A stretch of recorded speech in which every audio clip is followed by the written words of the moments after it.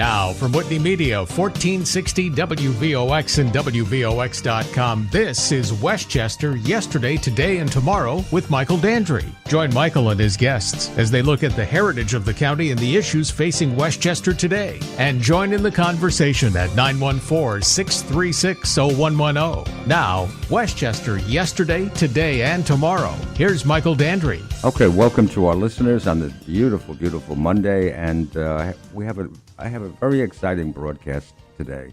The topic of which really is to focus on some Westchester Yesterday, Today, and Tomorrow deals with, of course, taking a second look at the county, and the second look at this county includes all of the wonderful churches and organizations that have been doing extraordinary work for 20, 40, 50 years in some cases. And today I have an example of that here in the studio with the Reverend Pete Jones is here from the Hitchcock Presbyterian Church, located at 6 Green Acres Avenue in the town village of Scarsdale. And the Reverend is here because my great friend Jensina Olson, who was a part of that community, is here also. She is a part of a terrific amalgam of purposes there at the church, truthfully, that has expanded its community reach way beyond anything that any of us realize when we drive by that building. You know, we've all seen it. It's a magnificent structure. Lead us off, Reverend Pete, as to how old the building is. Let's go there first. Well, the congregation is an old congregation that's been around in the area for a long time. I'm not the one to give history of buildings, but I am the one to say that the one of the things that we really appreciate about Hitchcock and about the community is how long they've been intertwined together as one thing.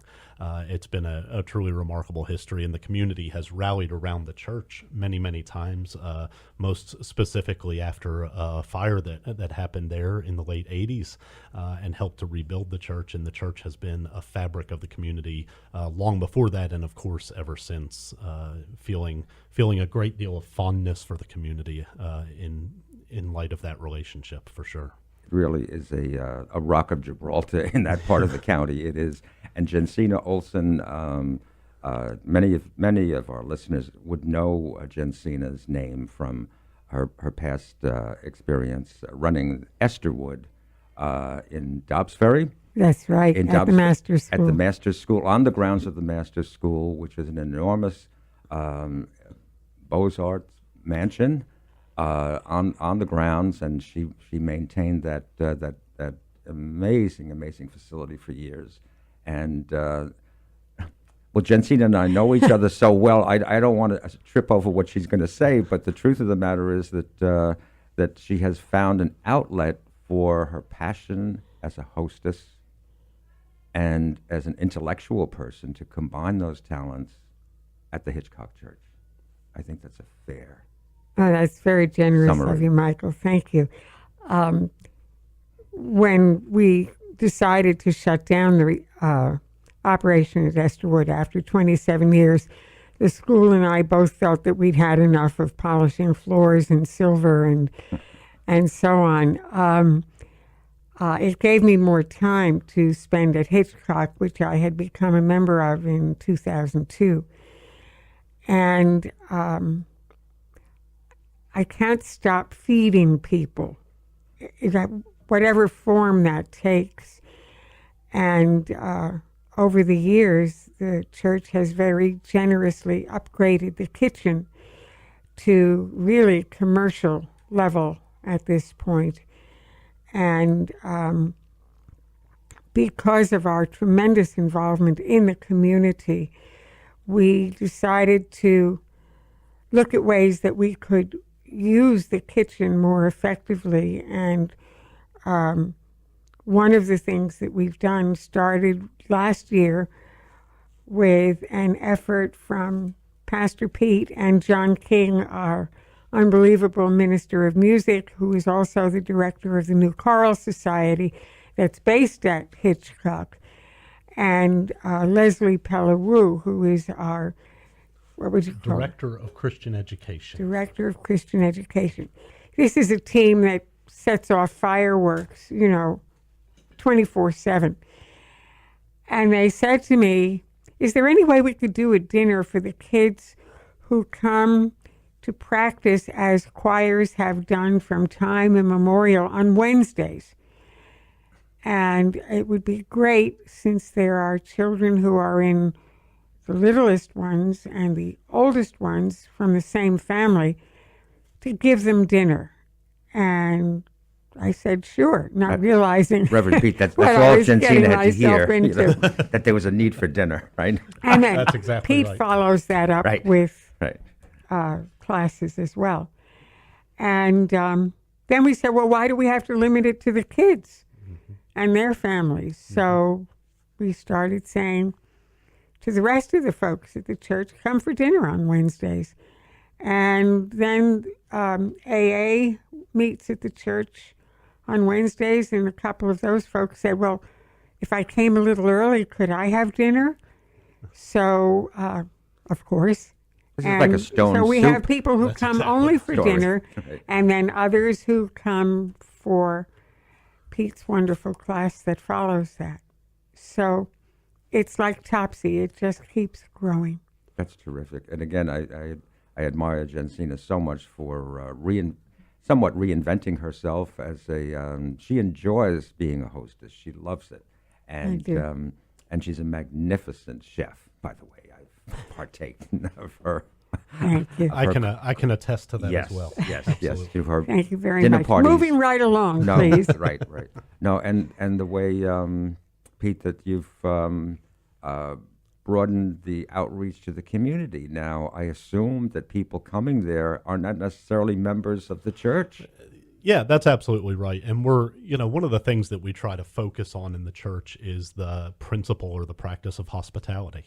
And Jensina helps us to do that very well. We actually have an entire committee of people that are called the Hospitality Committee, because we feel like it's so important for people to understand that they are welcome in the building, in the space, as part of the community, whether or not they are members of the church, whether or not they necessarily believe the same things that we claim to believe, that people are welcome to come and partake and feel that sense of community that is so special to all of us, that we want to be able to share it with as many people as possible. Well, Pete Jones and Jensina Olson, that's why you two are here today, to say that, okay, the next time you drive by the Hitchcock Church on Green Acres in Scarsdale, very easy to get to, by the way. I mean, it's the church is situated in a residential neighborhood, and it comes up somewhat of a surprise on the left-hand side, but it's a beautiful building.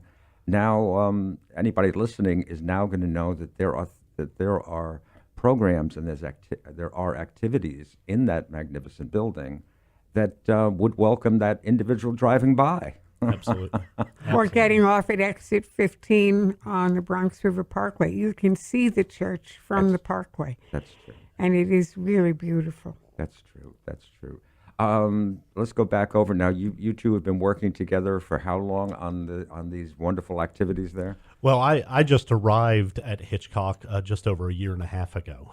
So this is all still kind of new to us, but seems like we've been doing it together for 20 years or so, Yeah. the way that it's working. And so essentially anything that we do at the church, any kind of activity or community event, one of my first thoughts that always pops in my head is there a way we can do food? Right. 1460 WVOX. Welcome back to Westchester Yesterday, Today, and Tomorrow with Michael Dandry on 1460 WVOX and WVOX.com. Join Michael and his guests as they look at the heritage of the county and some of the issues facing Westchester today. And join in the conversation now at 914-636-0110. Now, Westchester Yesterday, Today, and Tomorrow. Once again, here's Michael Dandry. Okay, welcome back to our listeners on this beautiful, beautiful Monday, actually. Nice, strong sun. Anyway, the topic today is really how all of us can enjoy the month of December coming up and January by attending the terrific events that have been scheduled for the Hitchcock Church, located at 6 Green Acres Avenue in the town village of Scarsdale. And to help us discuss all of these wonderful activities is Reverend Pete Jones of the church, and Jensina Olson, who's the hostess par excellence in Westchester and a member of that community who has added so much of her own talent and intellectualism actually to the effort. And let's go back a little bit, because in the earlier segment I didn't ask Pete Jones how he came to his ministry. Sure. Let's go there, Jensina. How far back do you want me to go? Well, you Not kindergarten. Well, not kindergarten. in the parlance of some of the books that I've read about the 17th, 18th century churches, you were called That's right. to the ministry there. Yeah, that's exactly right. It's faith in general, and perhaps most especially ministry itself, is a lifelong journey and experience. I am lucky enough to be married to a wonderful woman, and we have 4 children together who keep us extraordinarily busy. And when we were first married, and not long after we were married, and I was working a non-religious job in the secular world, running a small business, she recognized very quickly that I was not doing what I needed to be doing. And so the call that I received came through my wife as the venue for it, which I give her great credit or great blame for, depending upon the day, but mostly great credit for it. And so I came to ministry and have been ordained for a decade or so, and was called, thankfully, to Hitchcock just about 2 years ago now, and it has been such a wonderful journey. The people of Hitchcock are just warm, receptive, loving, brilliant people that make each and every day a challenge and a joy. And so I am find myself counting my blessings more days than not. Right. And then, of course, Jensina, you mentioned you've been a part of that church since 2002. Yes, that's right. Yes. And what attracted you originally to that, to becoming so, active and involved with that church? Well, I've always loved music. There's a long set of ties on both sides of my family to music in various forms. And a friend of mine said, well, if you like music, you need to come to Hitchcock, because we do pretty special things with music there. And so I was still very busy at Esterwood, but I came when I could, and I was absolutely blown away by the quality of what was being done. And at that point, I didn't know about the New Choral Society, which is also based there. But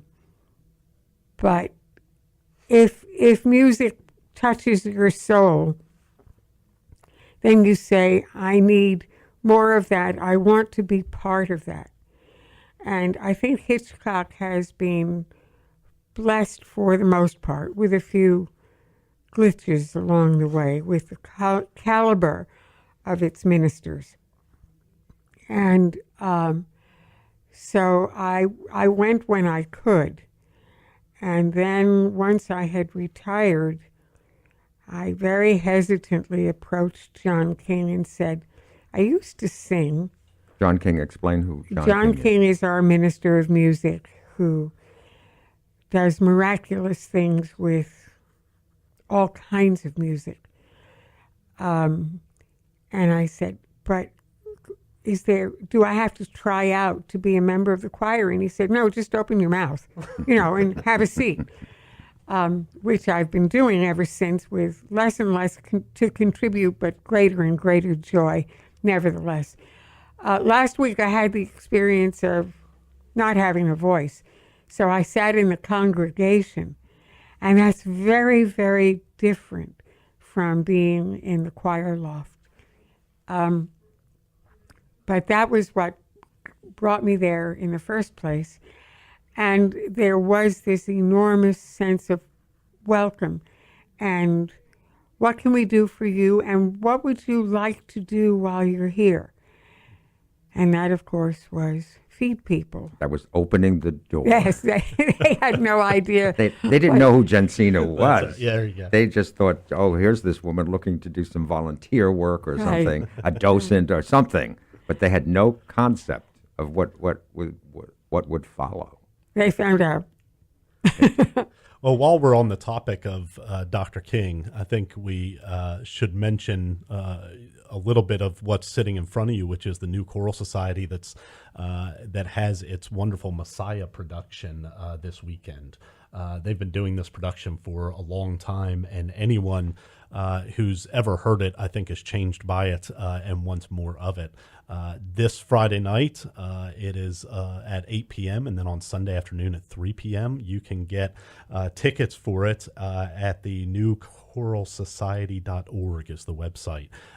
Dr. King is the director of the New Choral Society, and Betsy Broyd is the director of it, and it is just a community treat for everybody that's involved. It's not run by the church; it's just housed at the church, but the church reaps great benefit from it. So it's Is there a ticket charge for that? there is, and I can't remember offhand exactly what that is. But it's on the flyer. But it's somewhere there, and again online, all of the information will be there for $20 for general admission, $25 I think for reserved seating, and $15 for seniors and maybe students. And students, it says that on the Yeah. flyer right in front of me. And there's usually not much sitting room once it's all said and done. So it's a good thing to go ahead and get your tickets for if you're able, because it really packs the house. Well, I've been to that performance in the past, and how many people does the sanctuary hold? It's a pretty large space. It does. On Easter Sunday,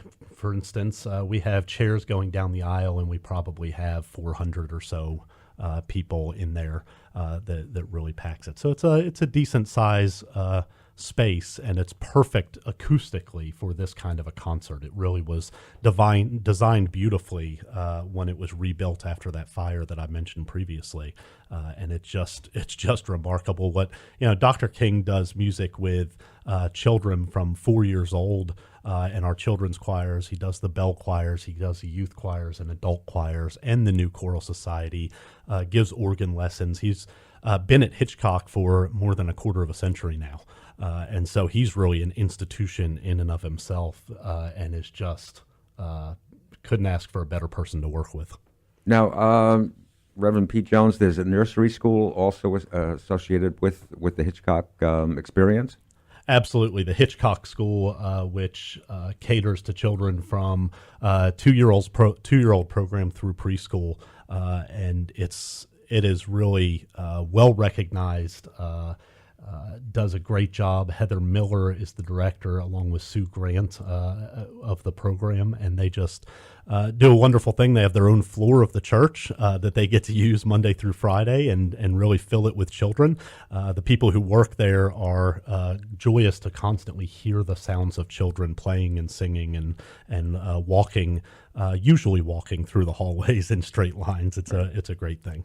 That's why you are both here. Next time any of our listeners drive by this church, I want them to know all of the activities that are going on inside. That's great. It's just not a static building.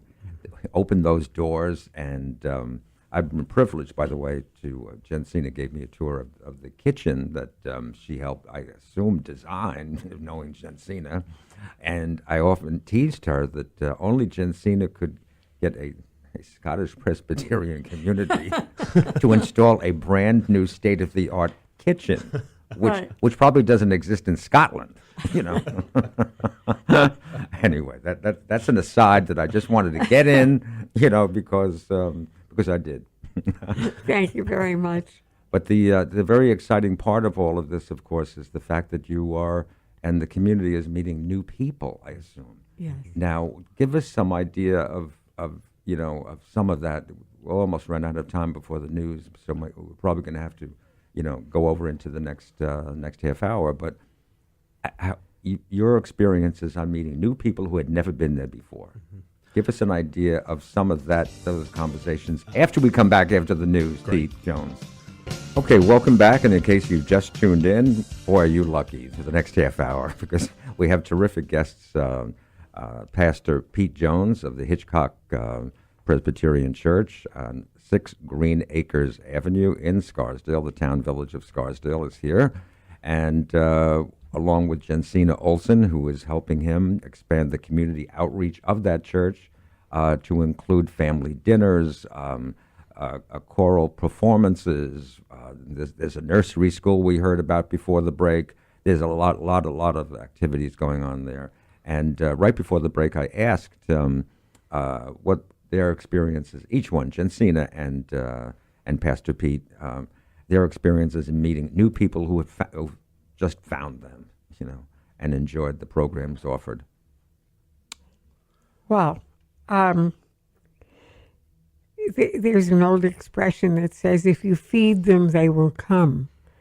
And so that's my piece of it, I think. Or I'm not the only one who does that. God knows we have many talented hostesses, cooks, et cetera, but food is such a fundamental piece of our existence that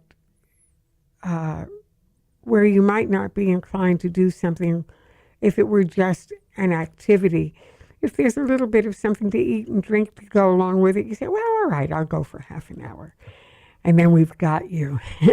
You do, absolutely. Now, the cost, I know, is kept at a minimum for people who participate. Let the listeners know what that is all about. Well, Wednesday evening is $7 per person or $25 for a family. And that is whatever I feel like cooking, and that depends on what's available in the market. But it's not peanut butter and jelly sandwiches. I can't get away from, I can't say it's Esterwood cooking, but it's certainly, for the most part, the equivalent of a restaurant meal. And I'm very proud of that people seem to enjoy that. But then we have another project that's coming up called the Sunday Seminars. And that will also include dinner. And that's timing for that? Well, we've had one, and I'll ask Pastor Pete. What time would I have to be there to enjoy it? 6 p.m. 6 p.m. Mm-hmm. The next one is January 28th. And we have a very exciting speaker. His name is Eric Olson, and I wonder who that is. I can't say no relation because he's my son. And he was a participating author in a book that came out in October called The Cyber Attack Survival Manual. And he is going to speak about some of the things that are in this book. He's tentatively titled his talk, The Cavalry is Not Coming. And I've added to that, so saddle up. Right. But that's a contemporary topic, certainly. Yes, Absolutely. Yes, it is. And the one after that, for which we don't yet have a date, but we do have a speaker, is Cynthia Ropes Rosenzweig. And she is a NASA scientist and the head of the climate support group at Columbia University. And her role, one of them, was the purpose of that group is to help the New York metropolitan area prepare for our changing climate. So assuming we agree that climate change is real, or even if you don't but think that there's an off chance that it might be, that would also be a very interesting evening to come to. Again, Pastor Pete, these programs begin with dinner and in a safe, wonderful environment, and then, instead of sitting home and and watching reruns or some of these awful television shows, the Walking Dead. Sure. No, you're then stimulated by these conversations. Yeah, I mean, the goal of the Sunday seminars is to engage the community in intellectual conversations, to educate the community. So often we find ourselves in the in the possession of information that we either aren't sure is true or real, or that just frankly isn't.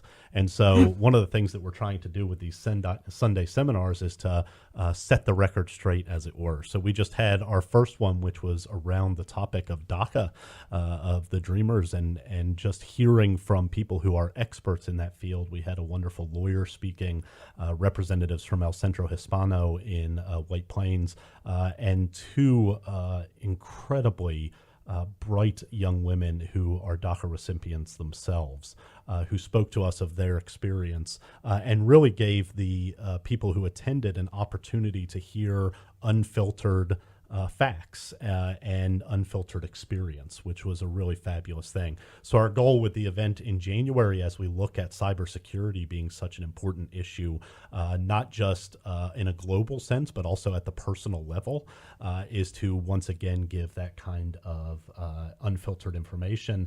And then with Cynthia coming to talk about climate change, again, it's not about politics. It's not about one side Take a position or on another it, right? side. It's about information and giving people the opportunity to hear and ask questions and then formulate their own opinions based on that relevant information. So part of what, again, in terms of hospitality, part of what that means for Hitchcock Church is to be a presence in the community that helps to spread truth and to spread light into a world that it seems is in desperate need of it. Well, there's another aspect too, and as the father of three sons, I can tell you that with a two-income family, a lot of times that this two-income family does not get a chance to spend time together. Absolutely. So you have offered, in addition to being a sanctuary for religion and faith, you've also offered a sanctuary to be together. Absolutely. For a couple of hours. I can't tell you how many Wednesday evenings the mothers or fathers of children in our choir program have said, "Oh, thank goodness I don't have to go home and do dishes now." Right. And so that kind of feeling of you can be a family and gather around the table together and take a little bit of the pressure off of those families that you just described, and that pressure is real. People are feeling the pinch of time and energy and finances as well. And so anything we can do to help provide a space for people to simply be with each other in community is vitally important. Well, Pastor Pete, again, I'm going to go back to that earlier question now. Have you met people who had no clue as to what the Hitchcock Church was about and were amazed by all the activities that are conducted therein? Absolutely, and a lot of it has come out of our mission programs. Again, the people I just described who were there to speak at our Sunday seminar that we just had, people that we've worked with through the AFIA Foundation, which is a medical supply foundation, through El Centro Hispano, through Haiti Mary Care, through all of the soup kitchen and different work that we do in the community. We find people being drawn to a sense of energy and excitement that walk into the church, not necessarily because it's Presbyterian, not necessarily because they want to join the church in any way, although hopefully maybe they will, but walking in because they feel a sense of community that's being built and an openness to the community that is really important, I think, for churches all over the country and synagogues and temples and other places of worship to remind the community that we're there not just as a closed building of worship, but we're there as an open space of welcome. And I think people are feeling that. And so I've met all sorts of people in the community, to answer your question, that have nothing to do with the church itself, and yet are tangentially all of a sudden a part of this community that we know and love at Hitchcock. Well, that's great, Jensina. That's great material for Pastor Pete's sermons. Absolutely. There's never a lack of material. No, I was just going to say never a lack of material. And let me put you both on the spot. I mean, you came to this church, you got the call to become the pastor there at a terrific historic landmark in Westchester County, and then you met Jensina Olson. Give our listeners an idea of what happened with that meeting. When you realized who you were going to be working with. Sure. Yeah, I think she said hello before she started pitching ideas to me, but I'm not sure that was really the case. If you know Jensina, as is the case with a lot of our members at Hitchcock and a lot of people in this community, there is no shortage of energy and creativity. And so almost immediately I had the sense that I was going to be either saying yes a lot to Jensina or hearing the same requests a lot from Jensina, and thankfully saying yes seemed to be the right answer every time. Well, my mother used to say that I was like a terrier with a bone. Right. I just wouldn't give up until I got the bone. Well, you had cooked the bone, too. And cooked it. Yes, that's right. And these Sunday seminars are a result of those conversations. Okay, we've got another little break coming, and stay tuned. We'll be right back. Okay, welcome back to our listeners, and the focus today is on the amazing programs being offered at the Hitchcock Church, 6 Green Acres Avenue in the town village of Scarsdale. And to help us publicize the events that are coming up, actually this week on Friday and Sunday, and then again in January, and I understand there's a May program, and there's an every Wednesday night dinners and community activities, are the Reverend Pastor Pete Jones, and he likes the informality, which is great, and my great friend Jensina Olson, who was a part of the entire program of hostessing and welcoming people with wonderful food and community enhancement. Thank you for both being here. Thank you. To publicize this. It's right after Thanksgiving, and we're you couldn't have picked better dates to kick off the holiday season. Absolutely. December 1st and 3rd. Go at it. Yeah, no, you were just mentioning December 1st and 3rd, and again, just to remind people, that's the New Choral Society's presentation of the Messiah, which you can get tickets for at newchoralsociety.org or by calling the church. It's fabulous. You don't want to miss this. Dr. King does a miraculous job with really dedicated singers and instrumentalists. So that's, that kicks off our Advent season. And then we have on December the 10th, I believe it is our community carol sing at 4:00 in the afternoon, which includes our tree lighting and is followed by a reception, Guess which what Jensina can follows? tell you about. Yeah, Right, food. right. Yeah. So, Any shortbread in that menu? It's got a shortbread. Michael, if you would like shortbread, we'll be sure to have shortbread. I love being privileged. That's right. I do. So again, that's something that's open to the entire community, as really everything is. But we really advertise that in the community, December 10th at 4 p.m. for people to come into the sanctuary, just sing carols, nothing else, just sing the carols.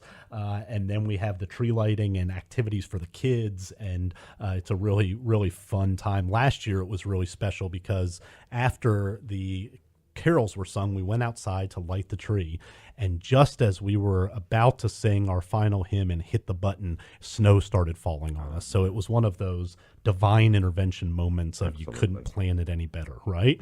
And then, of course, we have this wonderful reception that the hospitality committee puts on that is just fabulous for the whole community. So put that dates on your calendar as well.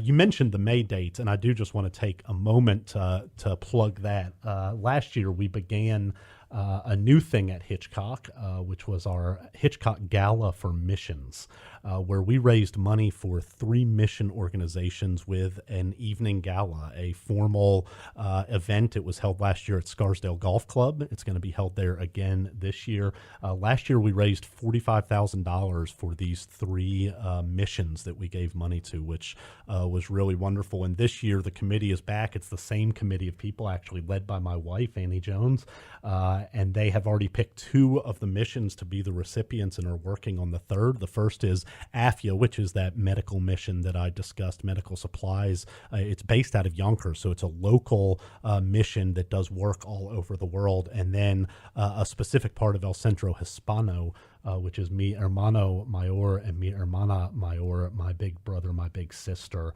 which is a tutoring program. So those are 2 of the 3 that will be benefited this year. So mark your calendars for May the 4th, 2018. Well, you'll be back before then. Well, get we'll you be back, here. but mark the calendars now. Right. Tickets will go fast. Right. Jensina, we've neglected Robert Burns. Yes, well, Explain to our listeners what you do to honor a great historical our figure. Presbyterian heritage was the excuse I used for creating a Robert Burns That was clever, dinner. Pete. Yeah. Well, we haven't done it in a couple of years, but hopefully it will be back. It is a traditional Robert Burns dinner, complete with haggis, bagpiper, and drum, a Scotch tasting, and Poetry. a reading of Robert Burns poetry, and all the things that are supposed to be done at a Robert Burns dinner, honoring the great Scottish poet, are done. And it's a wonderful evening, and I don't know if we'll get to it this year because in January, nice segue, we have something else, and that, as I mentioned, or we touched on, was our next Sunday's seminar. And I just wanted to say about that this wonderful speaker who's coming, who happens to have the same last name as mine, but just to tell you a little bit about him, he is Vice President of Intelligence Operations at Looking Glass Cyber Solutions, and he has worked in the field of cyber intelligence and cyber crime for 20 years, and he also serves... His time has come, Pete. Pardon? His time has come. He's Oh, done a yes. lot. Yeah, the topic. Absolutely. Absolutely. And he also volunteers for a group that battles online child exploitation. And there is far more of that than any of us in our protected cocoons would realize. And so the book, to plug it again, is Cyber Attack Survival Manual, only because it is very interestingly put together in a very different way. And come to the dinner. If you have a chance, have a look at the book beforehand, because there are many different areas that can be covered. And Eric will do a 30 to 40-minute presentation and then take questions on anything that people care to throw at him, except for tomatoes and rotten oranges. Well, I think that a great way to segue into everything that you're doing are the Wednesday night dinners. Yes. To come there and feel comfortable with that program and the intellectual pursuits afterwards. Okay, then there's the Sunday also. That's one way to get acclimated to these programs and get to know people, Right. and you become more familiar and and more likely to want to attend future events. Absolutely. Yes. And we probably shouldn't neglect to mention that we're there on Sunday mornings too. that with all of Now these you other tell events, me? Now I tell you that with all of these other events, we're there doing our thing that we're called to do. That's There's true. a wonderful sign in the office that said, "Had a bad week, we were open on Sundays." Okay, Which I think is I want to emphasize, visit the Hitchcock Church, 6 Greenacres Avenue in the town village of Scarsdale, and believe me, you will enjoy the experience as I have in the past. Thank you so much, Yeah. Reverend Pete Jones and Jensina Olson, for being here. Thank Thank you. you. The for pleasure. having us. Thank you for having us.